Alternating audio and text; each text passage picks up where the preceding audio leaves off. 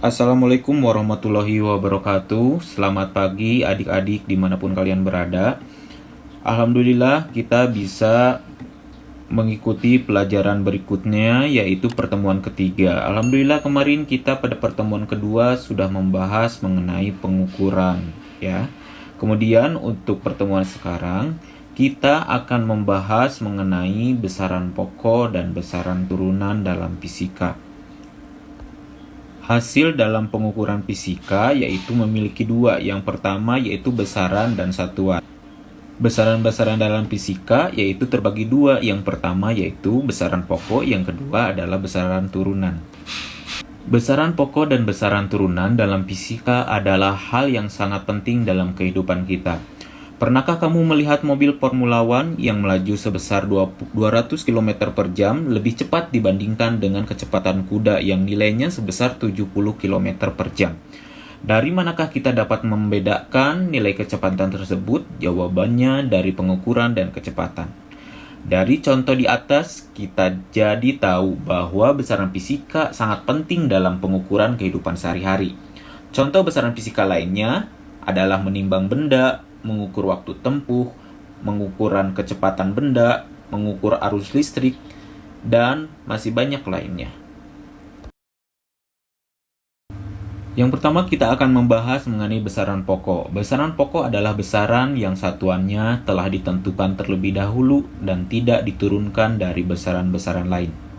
Terdapat 7 macam besaran pokok, yaitu panjang, massa, waktu, kuat arus listrik, suhu, intensitas cahaya, dan jumlah zat.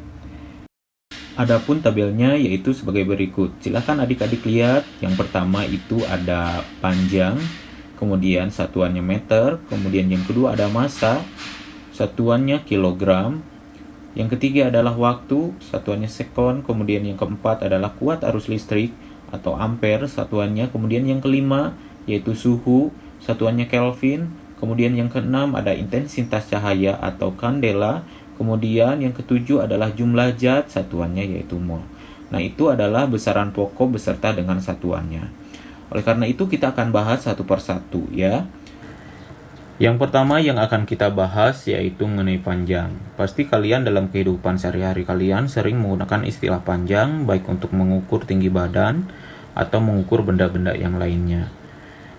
Penggunaan besaran panjang digunakan untuk mengukur panjang benda dan secara satuan internasional. Memiliki satuan meter serta berdimensi.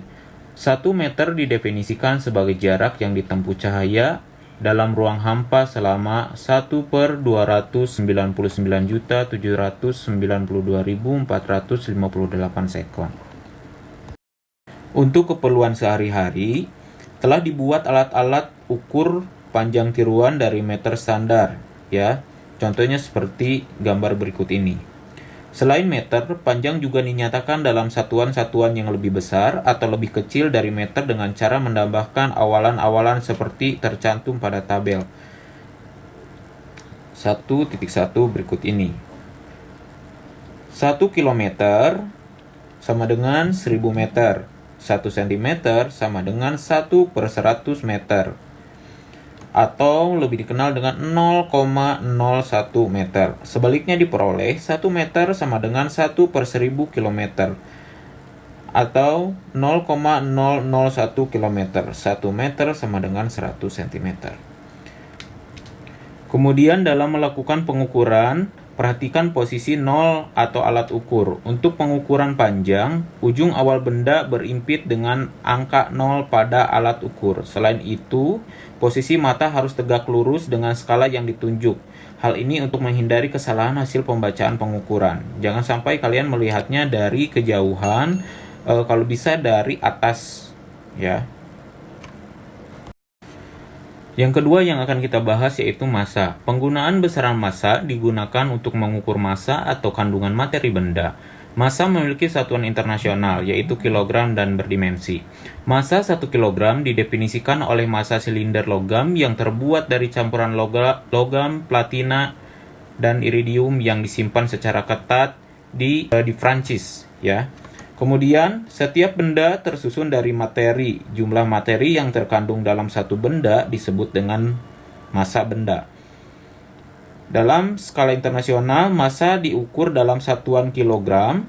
Misalnya, massa tubuhmu 52 kg, massa seekor kelinci 3 kg, massa sekantong gula 1 kg. Dalam kehidupan sehari-hari, orang menggunakan istilah berat untuk massa, namun sesungguhnya massa tidak sama dengan berat.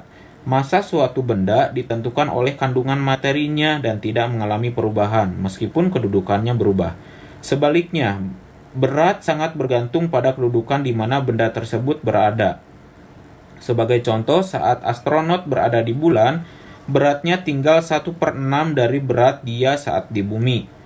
Dalam satuan internasional, massa menggunakan satuan dasar kilogram, sedangkan berat menggunakan satuan newton.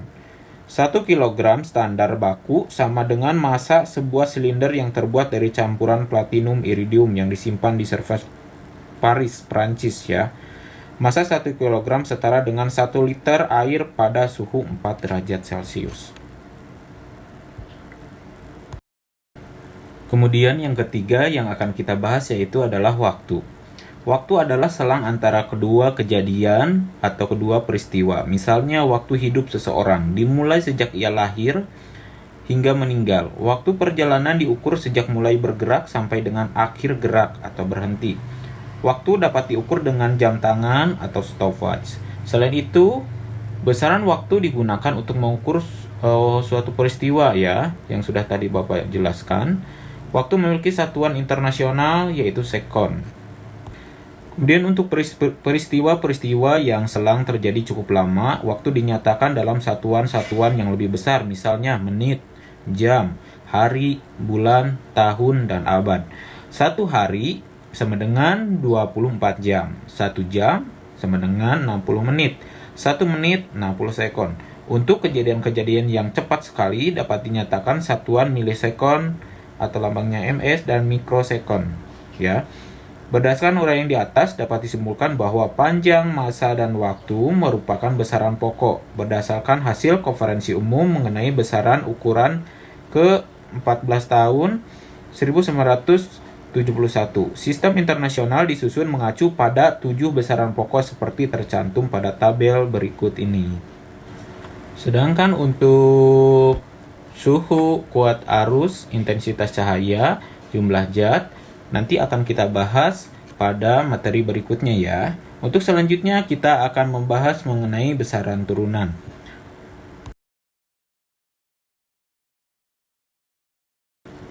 Besaran turunan adalah besaran yang satuannya berasal dari kombinasi besaran-besaran pokok.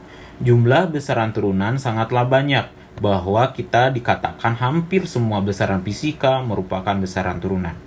Kita mengenal besaran turunan seperti luas, yang merupakan kombinasi dari perkalian besaran panjang, massa jenis, atau kombinasi besaran massa dibagi dengan besaran turunan volume. Kecepatan merupakan kombinasi dari besaran panjang dibagi besaran waktu, dan masih banyak lainnya. Berikut beberapa contoh besaran turunan.